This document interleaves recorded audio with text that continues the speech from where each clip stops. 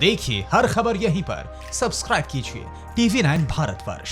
क्योंकि आप उस्मान सईद बसरा साहब मेरे साथ हैं, इसलिए मुझे मजबूरन आपसे कुछ सवाल पूछने पड़ेंगे। और आपने पाकिस्तान के बजट की बात की, तो इसलिए मुझे बस इतना सा जवाब दे दीजिए, क्या वजह है कि पाकिस्तान का जीडीपी कोरोना वायरस से पहले ही 5.7% से 2.4% हो गया? क्या वजह है कि बाकायदा पाकिस्तान में 20 मिलियन चिल्ड्रन जो हैं, बच्चे जो हैं, उनके पास स्कूली शिक्षा नहीं है? क्या वजह है कि पाकिस्तान में 30% महिलाएं उससे भी कम एम्प्लॉयड हैं? क्या वजह है पाकिस्तान में, जो कि आपने और जगह खर्चा किया है, कई जगह अभी भी 3G 4G तक नहीं आया, और मैं जगह का नाम बोलूंगा तो आपको और दुख होगा, आपकी प्रायोरिटी क्या है? क्या वजह है कि आपके लिए कोरोना काल में मास्क खरीदने के पैसे नहीं हैं, आपके पास वेंटिलेटर्स खरीदने के पैसे नहीं हैं, आपको सार्क के फंड से पैसा चाहिए लेकिन फौज पे खर्चा करने का पैसा है? क्या वजह है कि पाकिस्तान को अभी तक 22 या 23 बेल आउट पैकेजेस मिल चुके हैं, लेकिन आप अपने फौज का पैसा बढ़ाते जा रहे हैं? बस जवाब दे दीजिए क्विकली, उसके बाद में इस डिस्कशन से आगे बढ़ूंगा। अच्छा देखिए, मसला ये है कि अब आप मुझे अंडरस्टैंड कीजिए कि आपने बताया कि क्या हमने यहाँ पे हमारे जो कोरोना के साथ हम निपट रहे हैं, हमारी गवर्नमेंट की अगर आप पॉलिसी को अगर आप पढ़ लें तो मेरे ख्याल में आपके लिए आसानी हो जाएगी। जो आपने गर्दान पढ़ी ना, क्या वजह है?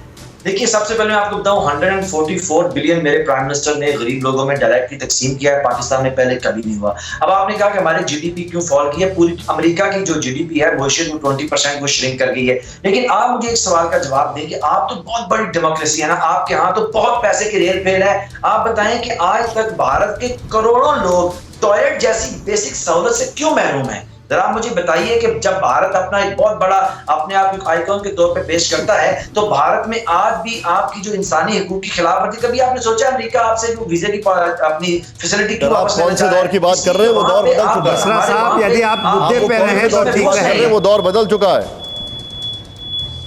सर। अब रुक जाइए सर, एक मिनट जाइए, मुझे जवाब नहीं मिल रहा। निशान जी एक मिनट सर, जनरल सेना मैं आपको 10 सेकंड चाहिए निशान साहब, प्लीज गो अहेड। 10 सेकंड बिल्कुल बोलिए, क्विकली बोलिए। हाँ देखिए निशान जी, बसरा साहब को आपने सुन लिया, फिर चुप हो जाए तो सर मैं बोलूं कुछ। बसरा साहब सुन लिया आपको। प्लीज। हाँ देखिए निशान साहब, हकीकत क्या है? हकीकत आप समझें, 6 बिलियन डॉलर तो इन्होंने अभी आया था इनको, उसके बाद 6 बिलियन डॉलर इन्होंने लिया, उसके बाद 1.5 बिलियन डॉलर कोरोना काल में इनको IMF से आया, और 1 बिलियन डॉलर इनको आया वर्ल्ड बैंक से। ये देखिए, इस पूरे मनी को इन्होंने 20% पे बढ़ाने के लिए, पे हाइक, आपने पूछा ना कि डिफेंस बजट बढ़ा, डिफेंस बजट में रेवेन्यू बजट बढ़ाए हैं।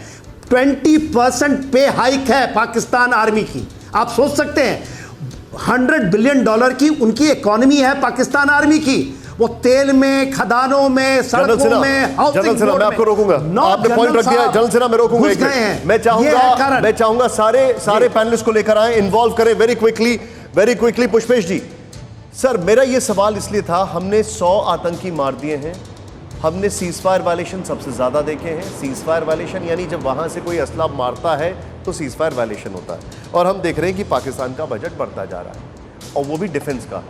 मेरा ये सवाल इसलिए था कि पाकिस्तान जो उनको ग्रांट्स मिलती हैं उसका मिसयूज करता आ रहा है, और ये साफ और होता जा रहा है, और कोविड काल में भी उसकी प्रायोरिटाइजेशन जो नहीं दिखाई दे रहा है, उसको एक्सपोज करने का टाइम आ चुका है। क्या कहेंगे आप पुष्पेश जी? देखिए, मुझे लगता है कि दो बातें ईमानदारी का तकाजा साफ कबूल की जाए कि पाकिस्तान एक सॉवरेन मुल्क है, उसको ये हक है कि वो अपने रिसोर्सेज को किस तरह से बर्बाद करता है, ये उसकी रियाया, उसकी जनता और उसके हुक्मरानों के बीच का मसला है। भारत को चिंता तब होनी चाहिए जो इमदाद उसे बाहर से हासिल होती है, उसका नाजायज इस्तेमाल वो भारत के खिलाफ करता है।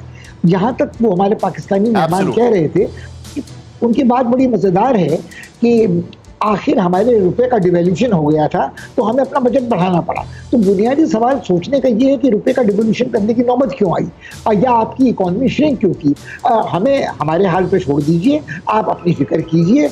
हमारे यहाँ बेशुमार आबादी है, हमारे यहाँ भी गरीबी है, भुखमरी है, हमारे यहाँ भी फिरका वाराना फसाद होते हैं, मगर उनके बारे में हम ये नहीं कहते कि पाकिस्तान उसके लिए जिम्मेदार है। हम पाकिस्तान को सिर्फ इस बात के लिए जिम्मेदार ठहराते हैं कि वो सीज फायर लाइन का वायलेशन होता है, उसकी आड़ में हमारे यहाँ टेररिस्ट आते हैं। हमें पाकिस्तान के साथ हमदर्दी है कि उसे अफगानिस्तान के दहशतगर्दों को भी झेलना पड़ता है, मगर शायद पाकिस्तान को कभी ये सोचना चाहिए कि अफगानिस्तान की ये हालात इसलिए हुए हैं। क्या वो तालिबान दहशतगर्दों की फौज अमेरिका की मेहरबानी से पाकिस्तान में तैयार नहीं हुई थी?